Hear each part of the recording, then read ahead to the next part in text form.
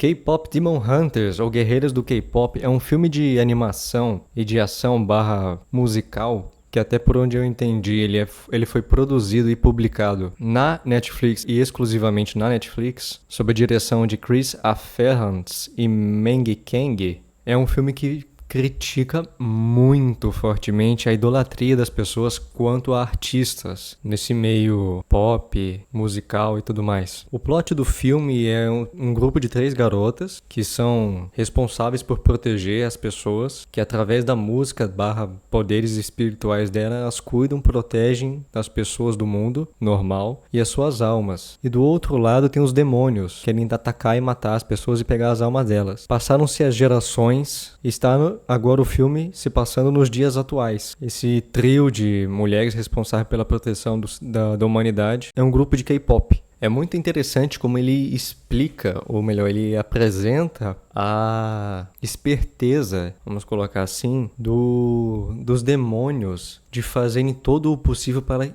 conseguir as nossas almas. Ele mostra no filme os demônios não conseguem mais atacar as pessoas.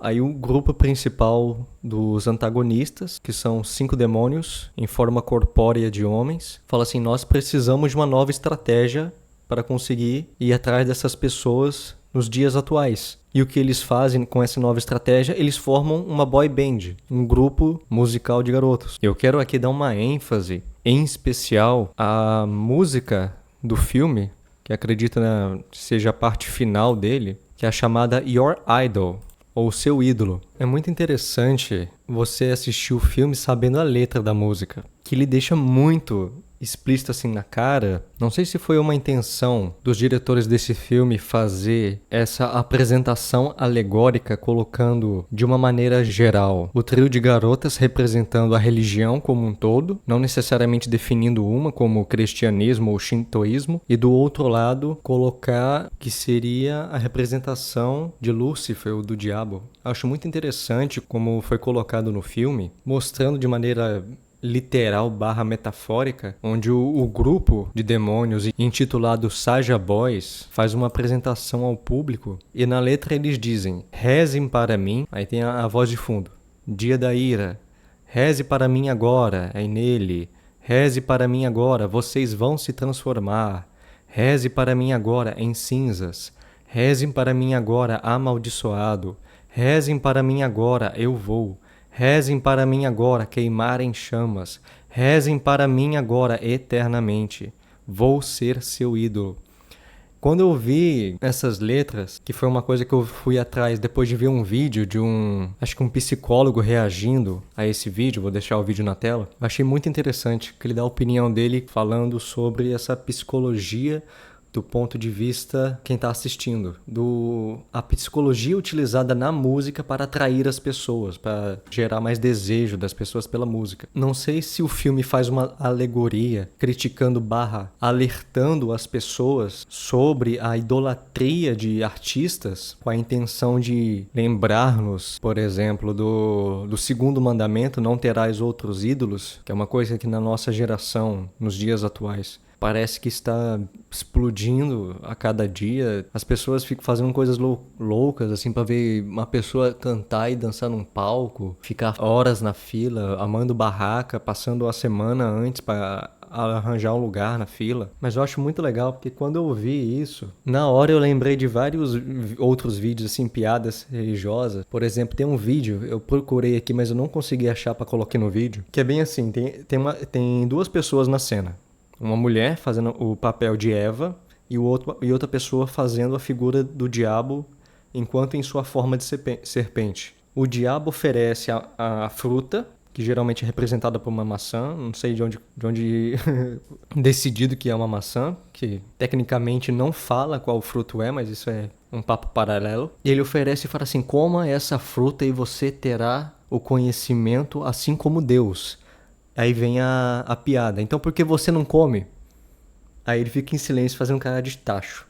Que é uma piada reflexiva quanto à real intenção de Satanás. Achei muito legal essa piada, porque quando você reflete sobre isso e quando você vai na letra da música Your Idol, parece que ela foi feita justamente para falar sobre essa piada, para falar sobre isso. Continuando a ler a letra da música, ela fala: te vigiando, keeping you in check, te deixando obcecado. Esse verso fala sobre como é feitam as coisas, as músicas, toda aquela alegoria, toda aquela coisa colorida, divertida, que chama a atenção das pessoas para o grupo musical e faz parecer que é o país das maravilhas, aquela coisa que você precisa ter aquilo.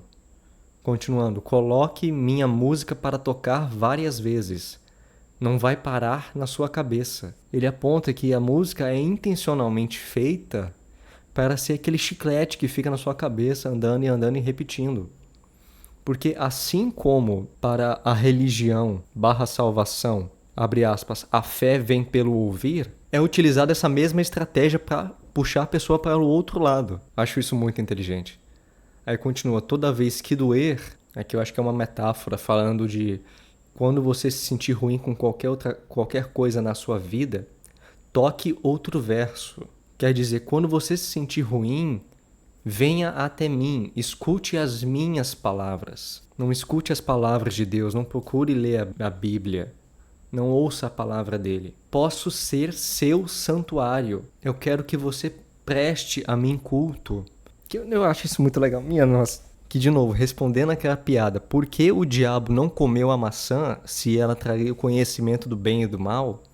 Porque o diabo não quer conhecimento. Ele já o tem. Lúcifer, enquanto anjo, não desejou o conhecimento ou o poder de Deus. Ele já tinha conhecimento, ele já tinha poder. O que ele invejava de Deus era a sua idolatria, como ele possuía uma criação que o idolatrava e o glorificava. O diabo quer seguidores, ele quer ser idolatrado. Eu acho isso muito legal. Minha nossa, eu tô aqui refletindo enquanto eu faço esse áudio aqui. Nossa, isso é muito bom. Aí continua a letra. Saiba que sou o único agora. Ele se coloca na frente assim, ó, não existe mais nada além de mim. Não procure outras coisas além de mim.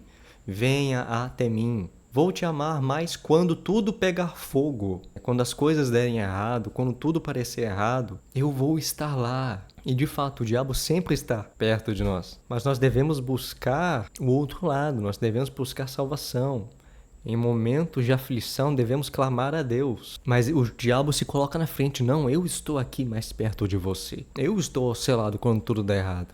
Mais que poder, mais que ouro. Aqui é uma frase que ele fala sobre si mesmo.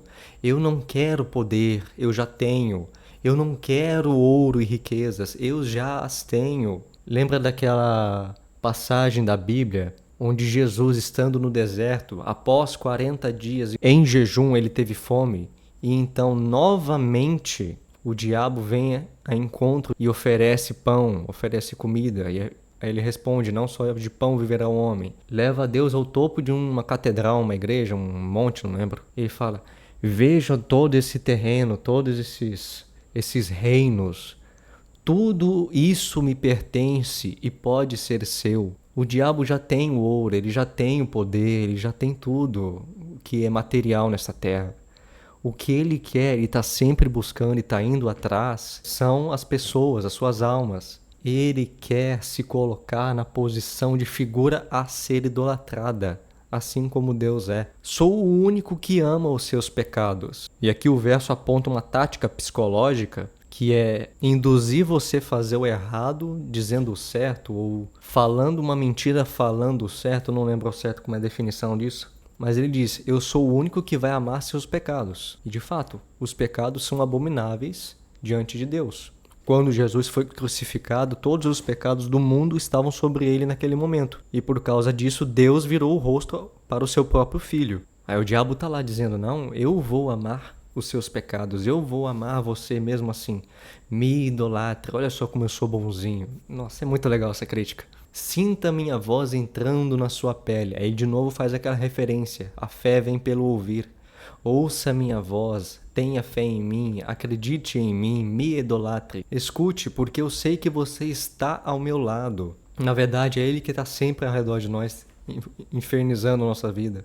Pode aumentar o microfone ainda mais? Pode me dar mais voz? Você pode me ouvir mais alto?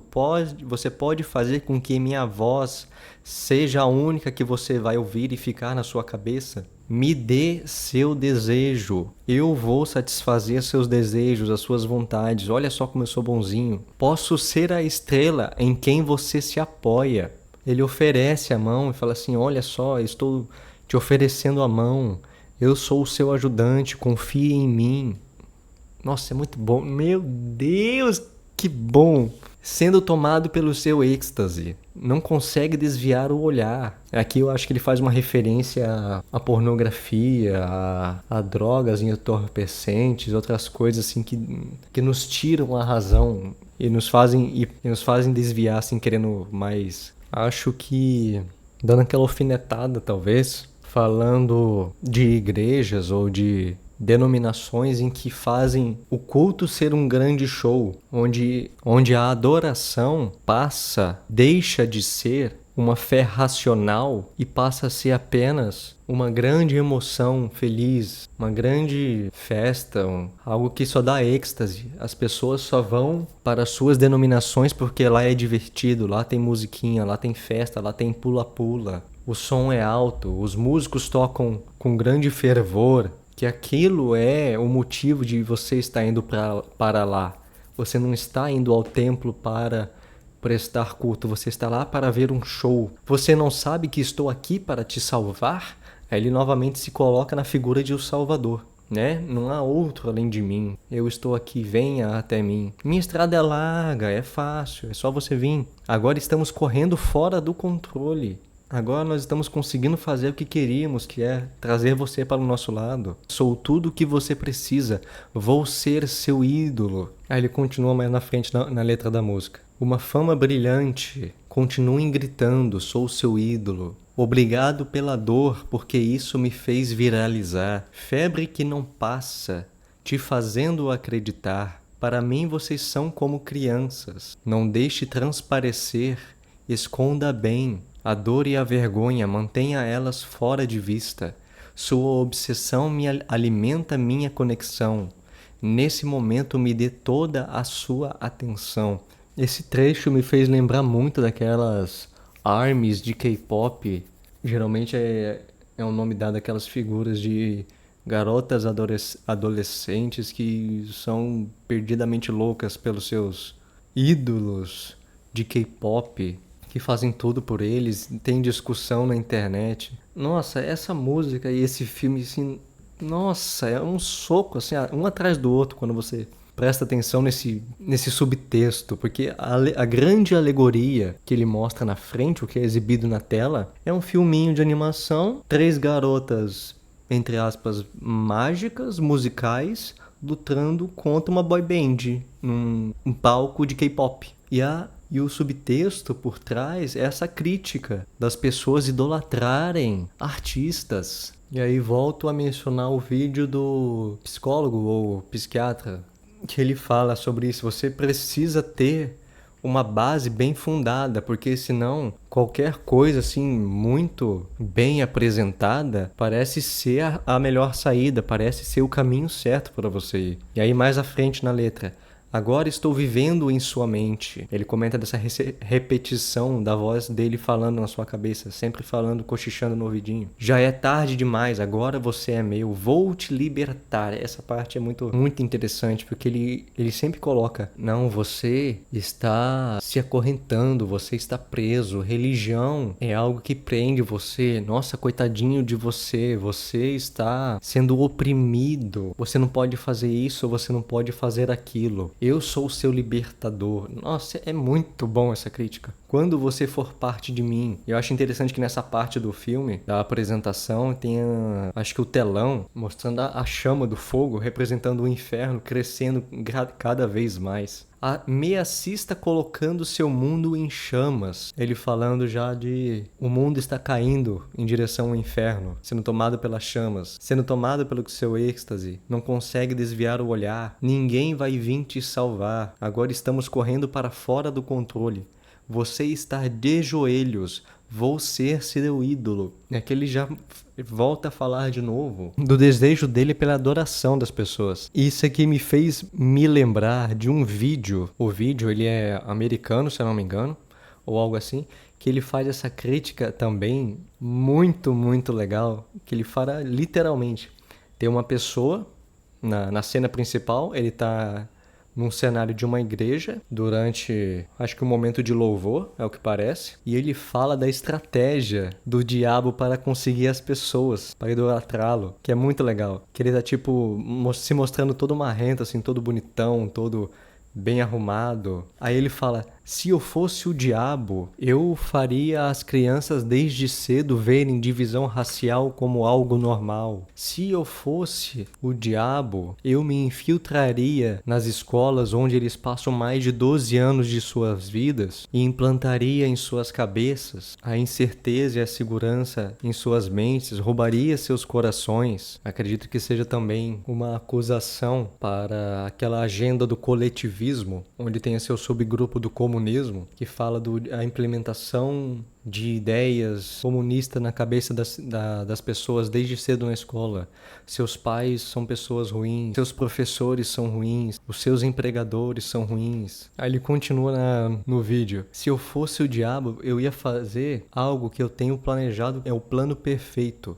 Durante os 7 dias da semana, eu deixaria você idolatrar a Deus um único dia, enquanto os outros 6 você iria me adorar, em forma de dinheiro, fama, status, poder. Se eu fosse o diabo, transformaria os 10 mandamentos em 10 sugestões. Eu tornaria a forma de tudo que você deseja e gostaria de se tornar um dia. Se eu fosse o diabo, eu me infiltraria na mídia e nos bastidores, pouco a pouco, normalizaria a discussão e a contenda entre as pessoas, transformaria isso em um reality show. Aí mais à frente ele comenta a idolatração com a tecnologia, onde a influência seria a nova droga utilizada nas pessoas. Como que agora o foco das pessoas é apenas buscar likes, é apenas buscar curtidas. Deixaria você ir atrás dessas futilidades tecnológicas apenas para confundir a sua mente, fazer você se acostumar com corpos irreais, editados com filtros. Nossa, é muito bom esse vídeo.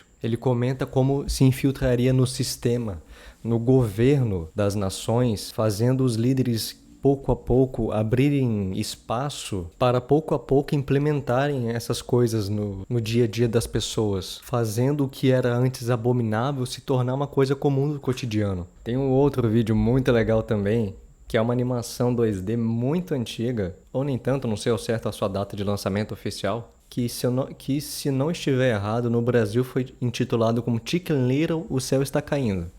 Não é aquele filme de animação 3D lá do Chicken Little com os alienígenas nem nada não. É o da raposa esperta que usa a psicologia para comer as galinhas. É muito bom, porque ele mostra uma maneira bem simples, através dessa figura do desenho, querendo comer as galinhas. Ele é principalmente uma crítica e também um apontamento contra principalmente o comunismo, com o uso da psicologia que é utilizada para atrair as pessoas, que também é algo utilizado, por exemplo, voltando lá atrás, na música, em que o diabo usa para atrair as pessoas até ele. E nesse filme mostra a raposa lendo um livro de psicologia e dizendo, abre aspas, para influenciar as massas, dirija-se primeiro ao menos inteligente. E nesse caso especial fica aquela crítica e apontamento para os governos, / explicação do porquê, por exemplo, no Brasil, saúde e educação são as coisas que sempre são ditas que serão feitas, mas nunca são resolvidas. Se eu posso influenciar os menos inteligentes a fazerem aquilo que eu quero, por que eu vou querer que as pessoas sejam inteligentes? Por que eu vou investir em saúde, em saneamento básico, se com isso as pessoas terão um bom desenvolvimento nos primeiros anos de seu nascimento e assim terão um bom racional ao longo de suas vidas? Se eu posso deixar elas em condições precárias e fazê-las por falta de cuidados e de nutrientes, de alimentos adequados, de exposição a doenças no ambiente,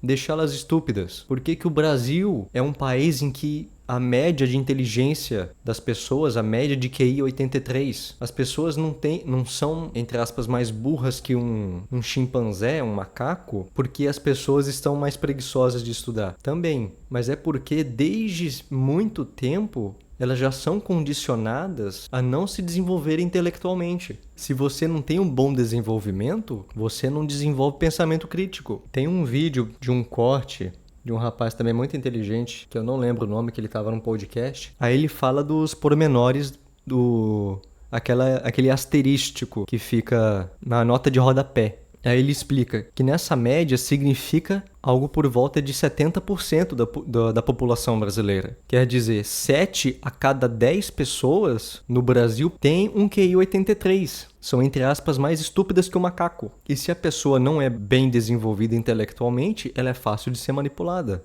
Então eu tenho metade da população que tem um QI menor do que de alguns macacos. Como é que a democracia pode dar certo nesse país? Como é que eu peço para as pessoas escolherem se as pessoas não têm inteligência para escolher? Você não tem conhecimento para escolher. E aí por quê? Você não tem saneamento básico, você não tem uma alimentação de qualidade, a pessoa é desnutrida, ela pegou doença, chega na escola, dá até desespero. O cara vai na escola pra comer, né, mano? E uns professores ruins que você tem em escola pública que dá desespero. Se ele ficar em casa assistindo o YouTube, ele aprende mais. No filme de animação da Raposa continua. Se tiver que contar uma mentira, não conte uma pequena, conte uma grande. O que é um dedo na cara direto, apontado para discursos políticos. Agora, quando é que o povo gosta? É quando eu falo, nós vamos voltar a reunir a família no domingo e nós vamos fazer um churrasquinho. E nós vamos comer uma fatia de picanha com uma gordurinha passada na farinha e tomar uma porra de uma cerveja gelada. Você, Ricardo, um dia vai conhecer o que é a transposição do São Francisco. Você vai conhecer que é a maior obra hídrica do mundo, se não é a primeira e a segunda. Para levar água para mais de 13 bilhões de pessoas que Dom Pedro tentou fazer em 1846 e não deixaram. Aí continua, destrua a confiança do povo dos seus chefes. E o que acontece no dia a dia quando se trata de política? A primeira coisa que bate geralmente é divisão de trabalho, classe alta e proletariado. Eles já começam definindo entre os chefes e os empregados, os servidos e os servidores. Eles atacam aqueles que estão em posição mais baixa de poder e dizem, os seus chefes são pessoas ruins, os seus chefes são pessoas malvadas. E as pessoas, por não terem desenvolvimento mental, elas esquecem que quem está dizendo isso também é chefe delas. Na verdade não são, porque em teoria presidente é para ser o servo de toda a população, o servo da população do país. Mas ele age e faz as pessoas acreditarem que ele é o chefe, quando na verdade ele é o servo. Aí ele continua, pelo uso da bajulação, uma pessoa insignificante acaba se convencendo das suas qualidades de chefe. O que mais tem hoje em dia que pode ser usado, que se encaixa nessa frase? Aquele discurso de minorias. Vocês são minorias, vocês são oprimidos, vocês têm que lutar contra isso. Nossa, e é tipo um discurso tão controverso, porque se tratando de política, onde o seu interesse é adquirir votos, você divide as pessoas em grupos. Você quer atingir os grupos com maiores pessoas, porque assim tem mais votos e você conquistando elas e seus votos, você tem mais chance de ganhar poder e continuar no poder. Não faz sentido, politicamente, você agradar a minoria. Se tem poucas pessoas, há poucos votos. Não compensa o esforço, porque não tem retorno para se manter em poder. Mas eles agem como se importassem com eles, não para conseguir o voto, mas para gerar discórdia e situações, entre aspas, de guerra civil entre eles, para o lado que é um grupo maior, que é contra ele,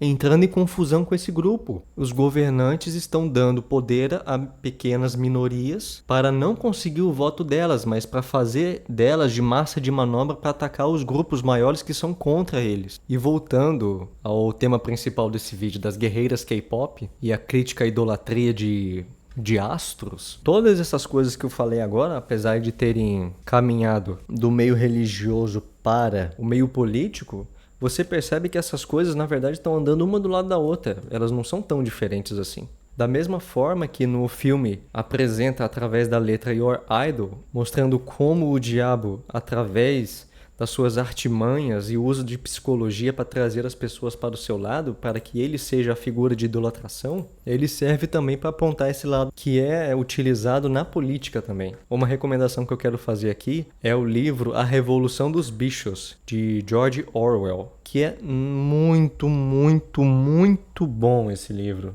Ele conta histórias de uma fazenda, onde os bichos delas criam uma revolução contra o fazendeiro. A história conta uma alegoria do que aconteceu em 1930, 1940, se eu não me engano, que ele fala sobre a revolução do stalinismo. Ele coloca as figuras políticas do governo como os porcos da fazenda, que após a revolução dos bichos, que é uma representação do povo tomando posse do poder do lugar, onde esse comunismo / stalinismo se coloca junto à classe trabalhadora para agir contra seus chefes, dizendo que todos os problemas serão resolvidos das suas vidas porque eles trabalham demais, eles comem pouco. Lembra da raposa psicologia? Se contar uma mentira, não conte uma pequena, conte uma grande. Destrua a confiança dos trabalhadores aos seus chefes. Depois que você ler esse livro, você vai ver que é ridículo como a história do mundo se repete. E um livro que foi escrito em 1943 está se repetindo hoje de novo, mesmo décadas depois. E próximo ao final do livro, ele deixa a frase escrita: todos os animais são iguais, mas alguns animais são mais iguais que os outros. Que ele comenta esse relativismo da posição dos animais, que tendo como exemplo nosso atual no Brasil, temos a situação, por exemplo, da Erika Hilton, onde em um vídeo o Marcos Malcher faz exatamente essa comparação utilizando o livro A Revolução dos Bichos, onde ele faz essa crítica, dizendo que são todos iguais, mas alguém precisa assumir a liderança. E aí as figuras políticas se colocam à frente e mostrando que elas são as escolhidas para isso. Nós somos todos uma classe trabalhadora, mas alguém precisa fazer os jantares de negócios com charutos e vinho. Aí ele aponta a frase da Érica que ela diz há um tempo atrás. Foi algo como: não adianta você esconder a sua negritude, não adianta você alisar o seu cabelo. Acho que esse é um passo para a mudança do mundo, a destruição do capitalismo, né? Destruir o capitalismo. Nada pode ser pior do que o capitalismo. Vocês são negros, vocês precisam entender que vocês são negros, vocês moram aqui, vocês têm essa vida porque vocês são negros. Não adianta colocar cabelo liso na cabeça, não adianta tentar disfarçar a negritude de vocês. Nós, classe trabalhadora oprimida, precisamos criticar o capitalismo.